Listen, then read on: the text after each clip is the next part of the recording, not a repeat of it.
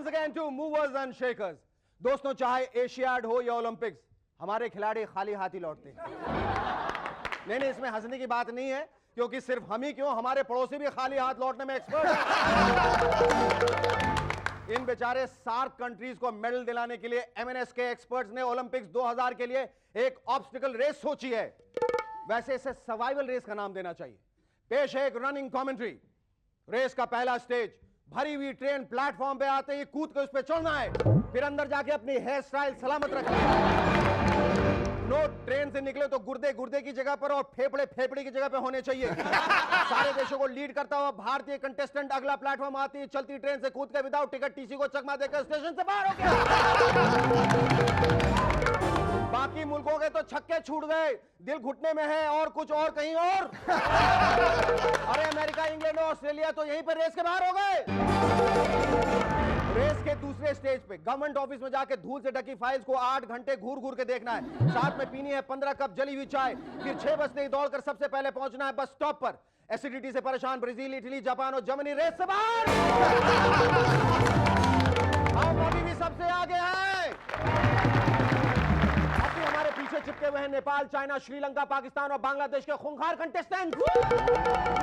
Survival race का आखिरी stage, bus stop पर लगी हुई लंबी क्यू को 10 सेकंड में तोड़कर 43 नंबर बस पर चढ़ना, 1.5 घंटे तक स्टैंडिंग पोजीशन पर बस की छत से सोते हुए लटकना और नींद में ही कूदकर अपने करेक्ट बस स्टॉप पर उतरना। चाइनीज कंटेस्टेंट बस में ही रह गया। बचे हुए हैं नेपाल, श्रीलंका और बांग्लादेश, पाकिस्तान के athletes. India still in the lead. और अब सबसे मुश्किल और अंतिम राउंड, द लास्ट लैप। घर लौटने से पहले 10 रुपए में 20 प्रकार की सब्जियां खरीदना, फिर घर पहुंचकर बीवी का नाम याद रखना और उसके बाद नींद से भरी आंखें खोलकर आधे घंटे तक मूवर्स एंड शेकर्स खेलना। पानी लगते हुए नेपाल, श्रीलंका, पाकिस्तान और बांग्लादेश के कंटेस्टेंट्स रेस से बाहर। इंडियन कंटेस्टेंट हंस रहा है। एमएनएस के जोक्स भी नहीं, he is the gold medal winner of the most difficult survival race in the world. और एमएनएस के सर्वाइवल रेस पर हमारे आज के 2 कंटेस्टेंट्स हैं, अनूप जलोटा और Ayesha Dharkar. We'll be right back after a short break, but before that, give a big round of applause to Sharuki and the Rubber Band.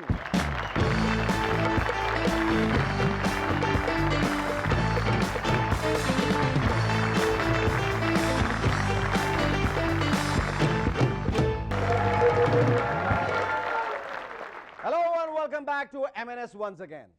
दोस्तों, हमारे पॉलिटिशियंस का भी जवाब नहीं, किसी भी प्रॉब्लम को वो एक ही एंगल से नहीं देखते। ये कर्नाटका के chief minister Shri GH Patel की बात है। वो एक प्रॉब्लम को हर एंगल से देखने की तमन्ना रखते हैं।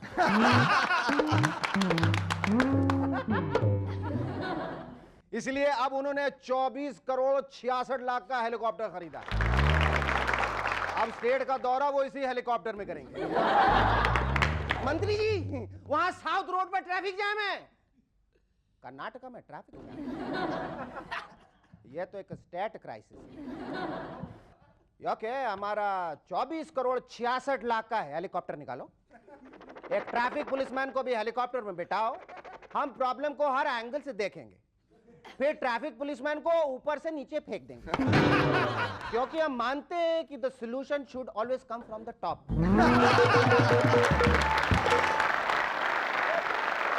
सुना है आजकल हमारे भांगड़ा पॉप स्टार्स अब हॉलीवुड में भी बहुत पॉपुलर हो रहे हैं। कल को चौंकिएगा नहीं अगर गॉडजिला 2 में दलेर मेहंदी हीरो हो, जो अमेरिका को गॉडजिला के आक्रमण से बचाते हैं। तुनक तुनक तुन तुनक तुनक तुन तुनक तुनक तुन ता ता ता तुनक तुनक तुन तुनक तुनक तुनक तुनक।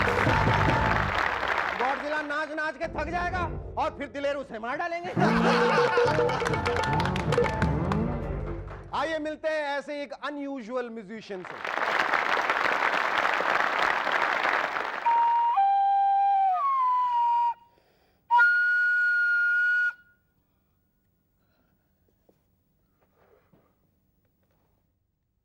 कुछ सुना आपने?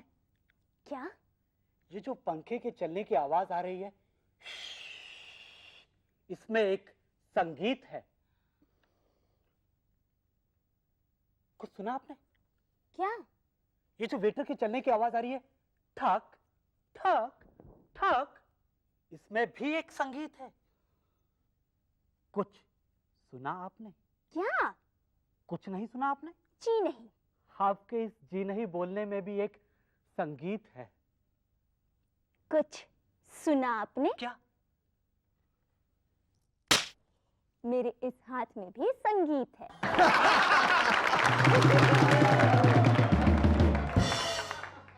Wow! What a devoted musician. Just like you, Shahrukh. आप क्या सोचते हैं भारतीय देशभक्त सिर्फ भारत में ही पाए जाते हैं? नहीं, अभी हाल ही में हमारा एक देशभक्त न्यूजीलैंड में फावड़े के साथ पकड़ा। जब उससे पूछा गया कि तुम विदाउट पासपोर्ट यहां कैसे, तो कहने लगा मुझे साहिब ने बोला मैदान खोदो। मैंने इंडिया में मैदान खोदने को स्टार्ट किया, मेरे को क्या मालूम मैं न्यूजीलैंड में पहुंच जाएगा। मैदान से याद आया क्रिकेट, और क्रिकेट से याद आया पेप्सी का वो एड जहां गेंदें हवा से गिर रही हैं। पेप्सी को अपनी कमर्शियल चेंज करनी चाहिए। सुनिए सुनिए पेप्सी वालों सुनिए, आपका जिंगल वही होगा। सचिन आला रे भैया, सचिन आला रे भैया, सचिन आला रे भैया, सचिन आला रे भैया। यहाँ वहां वहां यहाँ सारे जगह बॉल्स गिर रही हैं, लोग नाच रहे हैं। अरे लेकिन सचिन कहाँ है यार? Please get me out. अरे सचिन तुम वहां क्या कर रहे हो? Please get me out. Pepsi की लंबी बॉटल के लंबे गले को पकड़कर सचिन खड्डे के बाहर आएंगे और कहेंगे अगर मैदान में है होल तो चल पेप्सी खोल, ही आहा। हमारे पॉलिटिशियंस तो फिर भी ठीक हैं, चावल और शक्कर पे ही राशन लगाते हैं, पर ब्रिटेन के प्रधानमंत्री टोनी ब्लेयर ने तो हद ही कर दी। अब वो वायग्रा की सप्लाई में राशन लगा रहे हैं। बेचारे ब्रिटेन के नागरिक बहुत परेशान हैं। Sir, very good morning to you, sir. Sir, मेरा आज बहुत मूड है sir. Please sir, just one extra Viagra sir. मैं प्रिंस चार्ल्स को बचपन से जानता हूं sir. just one Viagra sir. Thank you very much indeed, sir. Aishwarya Rai का कहना है कि फिलिप्स टीवी का स्क्रीन उनके पेट की तरफ फ्लैट। माना कि आप चाहती हैं कि ऑडियंस टीवी को छोड़ थिएटर वापस लौट आए, पर मैडम आप में और फिलिप्स टीवी में क्या क्या समानता है ये बताने से लोग टीवी को छोड़कर आपको नहीं देखेंगे। वैसे टीवी पे तो बहुत कुछ हो रहा है, मसलन रवि राय की सीरियल थोड़ा है थोड़े की जरूरत है में हम समझ रहे थे कि विशाल मर चुका है, लेकिन वो तो जिंदा है। पर अब यहां एमएनएस में शारियार खो चुका है। आखिर ये सोनी है, इस चैनल पर कहीं ना कहीं कोई ना कोई तो खोना ही चाहिए। हमने तो एक ऐड भी प्रिंट की है, शारियार लौट आओ, कोई तुम्हें कुछ नहीं कहेगा, प्रोड्यूसर सीरियस। Producer serious? ये अबाउट पेइंग यू। मतलब अब से तुम्हें फ्री काम करने की जरूरत नहीं है। वाजपेयी जी के एक डिसीजन पे हमारे कल्लू राम जी बड़े खुश हैं, फास्टिंग, उपवास। कल्लू राम जी का कहना है कि अब सब कुछ तेजी से होगा। वाजपेयी जी फास्ट बोलेंगे तो फास्ट काम होगा, फास्ट काम होगा तो फास्ट प्रगति होगी, और अगर फास्ट प्रगति होगी तो सारा देश फास्ट हो जाएगा। यानी कि Vajpayee ji from slow motion to fast nation. Our first guest on MNS tonight is none other than the uncrowned Bhajan King of India. Ladies and gentlemen, please welcome the one and only Anup Jalota.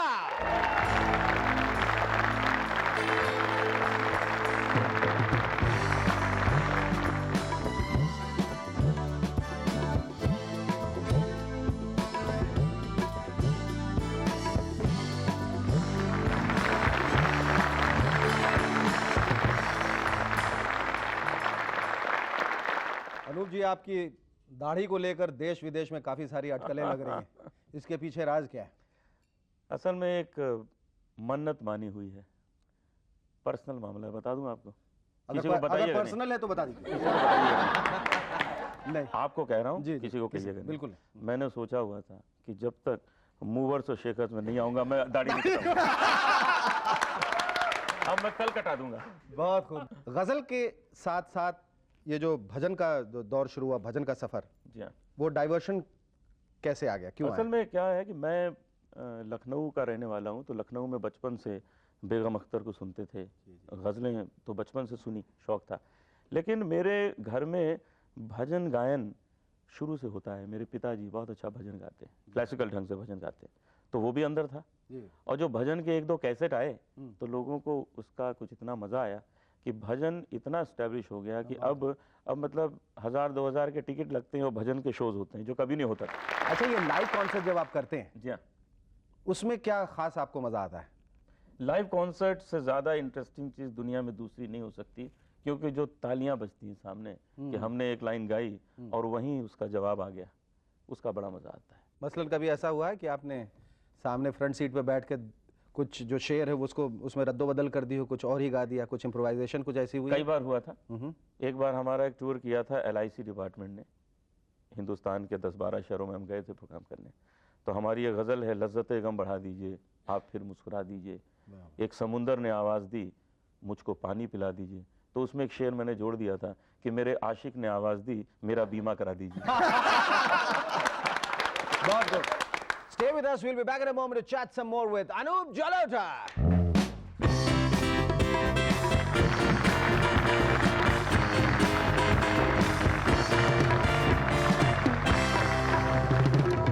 Hello and welcome back to M&S once again. आपकी बचपन की क्या यादें? बचपने की कुछ बड़ी खूबसूरत यादें हैं। शायद उन दिनों मैं 7th क्लास में था और खूब प्रोग्राम किया करता था, स्कूल में गाते थे। और उन दिनों कुछ ऐसा था कि जो 2 सब्जेक्ट्स में फेल होता था उसको फेल कर देते थे, एक में जो होता था उसको प्रमोशन मिल जाता था, पास कर देते थे। अच्छा। तो जब रिजल्ट आया तो मैं देखने गया तो न पास में मेरा नाम न फेल में मेरा नाम। मैंने कहा भाई क्या हुआ, तो मैं प्रिंसिपल के पास गया, मैंने कहा क्या हुआ भाई, मेरा तो नाम ही नहीं है दोनों लिस्ट में। तो कहने लगे जी आप एक्चुअली 2 सब्जेक्ट में फेल हैं, हम सोच रहे हैं आपको प्रमोशन दें या ना दें।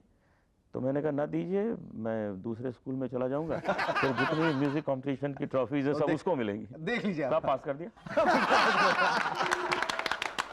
अनूप जी, मैं सोचता हूँ कि जिस वजह से आपको अपने स्कूल में प्रमोशन मिली उस वजह की झलक यहाँ भी दिखाई दे रही है, तो बहुत अच्छा है। हम चाहते हैं कि आप हमें भी एक मूवर्स एंड शेकर्स के लिए खास एक भजन सुनाएं। भजन अलग अलग मौके पे अलग अलग गाया जाता है। अब यहाँ सामने शेखर सुमन है। वाकई मैंने ऐसा भजन पहले कभी नहीं सुना। मैंने गाया भी नहीं इससे पहले। अब से जिंदगी में सिर्फ मैं भजन सुनूंगा। हम समझते हैं कि चाहे वो गज़लों की दुनिया हो या भजन की दुनिया हो या फिल्मों की दुनिया हो, कुछ भी आप करें उसमें बेहद सफल हो, कामयाब हो, ये दिली तमन्ना। Thank you sir. Our second guest on M&S tonight is an actress who has recently won critical acclaim for a role in the film The Terrorist. Ladies and gentlemen, please welcome the silent bomb, Ayesha Dharkar.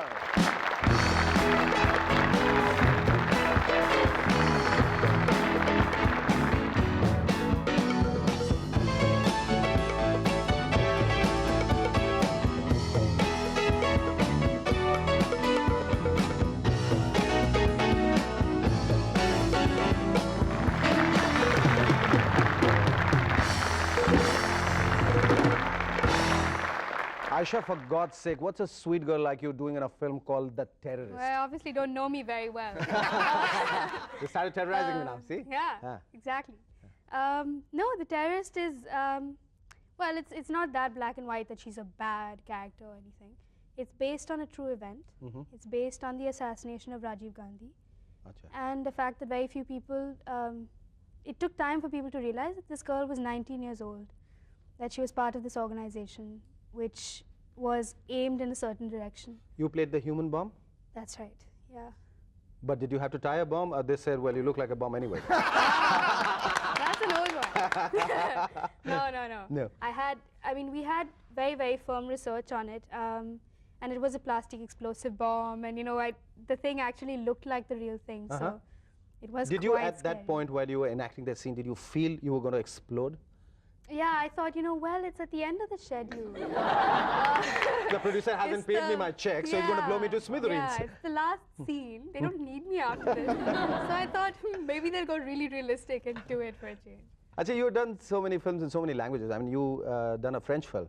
Yeah. And you'd also done an English film, and you're doing a couple of I them. specialize in acting in films in languages I don't understand. So it's kind of a little bit silly. How do you manage? I mean, like, for instance, how did you manage French? I had to learn it, same as I had to learn Tamil. I mean, You had to learn I- French? yeah. Vous yeah. parlez si bien le français que c'est difficile de comprendre? Oh. No. But you think between the two languages, French and Tamil, which was more difficult? Tamil, any day. Tamil, any day. Any day, because I got myself a Learn Tamil in 30 Days book guide. And you know, I got all this patch, you know, this is my house, this is my aunt. I got to Kerala, Santosh was like, this is the script. So I sat there and it was like nothing that was the same in the guide, you know. It's all like bombs and hold still or I'll blow your head off kind of stuff. There I am with the guide going, where is that? Where is that? Stupid. But it was good fun. Do you very fondly remember any of the dialogue which you had to say repeatedly, or you know, Repeatedly. I had to say a lot of stuff repeatedly, Like? but apart from your name? yeah. Yeah. Oh God, I remember what I have to do. I do for our future, etc. Okay, okay, okay. So it was Nasaiya Porada Namma Nallaidirga Lattakaha. You couldn't have said that this sweetly. No, it had to be really intense. Yes. Very So I want to hear the intense part of it. No, no, no. It's not something you just can't get out of it. You're not going to be doing any mainstream Hindi films now? I like watching it. I love Govinda. I love that whole thing. But to do it, I think you need to suspend your sense of the ridiculous. And that's not something I can do easily. Yeah, so it's just acting, for Christ's sake, isn't it? I mean, like, is you just don't have to, you have to just believe in what you're doing and not really. Yeah, yeah. So you can't think that, you know, oh my God, what am I doing, you know? You have to believe in it. And I find believing in certain movements of dance like that very difficult. So you believed in being the terrorist? I definitely did, yeah. Okay. Is there anything else you would want to do? You would like, for instance, would you like to direct or? Yeah, I mean, I've really been interested in working with kids, and I wanted to write a book for kids. But now I actually think I want to make a film for kids. For kids. Why? Because you love direction, you love kids, or both? I love both, You love. but I love kids more. And you love cartoons as well? I love. You know, we've got a love surprise for you somewhere hidden here. It's for you especially, Asha. Wow. Just have a look at it and show it to the Calvin audience. and Hobbes, this is so cool. Wow, I'm so thrilled. Yep, I'm all set now. That's All what it set. says. Thank you, Asha. It That was is so lovely talking to you. Stay with us. We'll be back in a moment. Thank you.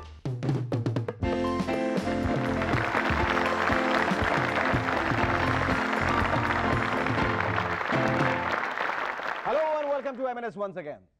Madan Lal Khurana ji का कहना है कि मैंने कुर्सी को लात मारी। भाई आपने कुर्सी को क्यों लात मारी? तो कहने लगे मुझे वायलेंस यानी हिंसा पसंद नहीं। फिर लात क्यों मारी? आज का यह खत भेजा बाइकला मुंबई से अंजलि ठाकुर ने। लिखती हैं, अब तो हमारी हिंदी फिल्म्स में भी प्रोडक्ट्स के एडवर्टीजमेंट्स और प्रमोशंस नजर आने लगे हैं। याद है आपको गुलाम का वो सीन जब आमिर खान बॉक्सिंग रिंग में थे और जमीन पे लिखा था आईसी। अगर यही चलता रहा तो कुछ दिनों बाद हमारे हीरो हीरोइन पेड़ के चारों तरफ घूम के नहीं नाचेंगे बल्कि पेप्सी स्टॉल के चक्कर काटेंगे। फिल्मों के डायलॉग्स भी कुछ इस तरह के हो जाएंगे। रॉबर्ट, पेप्सी से ही हीरो का डब्बा गोल कर। लेकिन बॉस, पेप्सी की ही बॉटल क्यों? स्मार्ट बॉय, पेप्सी की बॉटल ठंडी होती है और मुझे कोल्ड ब्लडेड मर्डर करना है, इसलिए पेप्सी कूल डब्बा गोल। Do keep writing into us. Our address